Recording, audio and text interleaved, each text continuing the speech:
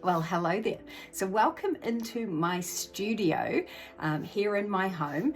And I wanted to show you the easel system that I use for my two-dimensional fibre paintings that is done with needle felting. Now, people ask me sort of what equipment do I use for that? So I want to show you this. This is an easel that I actually built myself to my own pattern. It was just something that came out of my head, but it was born out of the frustration of not having the right easel set up for my type of work. Now, when we're doing needle felting, which you can see my latest the piece that's underway at the moment, there's a lot of forward motion with the needle action, and that can put a lot of pressure on any easel that you use.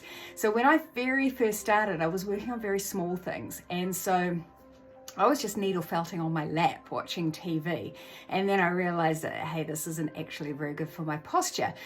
So then I purchased a commercially available tabletop easel, which was good, and I've still got it.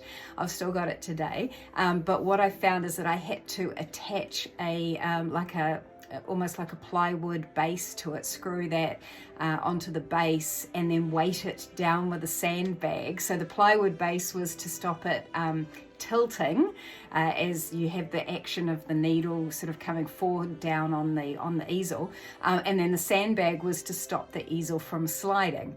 So that's when this easel was created, and like I was saying, it's just out of my head. But the big features that this easel has, one is it's made out of quite sturdy wood. It was just secondhand scrap plywood that was lying around. But you might see, or actually you probably can't see, but down under here that there's a lip. It's like a little ledge that stops this whole easel sort of pushing back onto the table. Very much like the old-fashioned draftsman's easels that you used to be able to get. The other thing is I put this ledge on here that I can raise and lower depending on what size picture I'm working on. And then the other one is at the back of the easel, which you can't see. There are triangular struts that just stop this moving. It can come forward, it can come up, but it can't go back.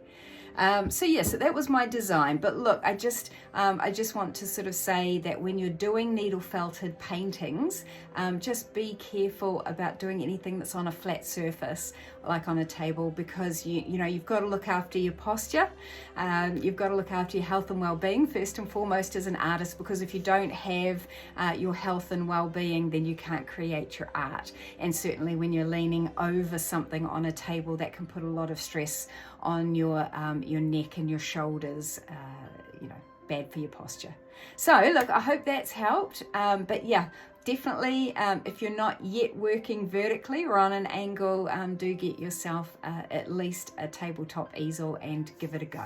All right, all the best and have a great rest of your day.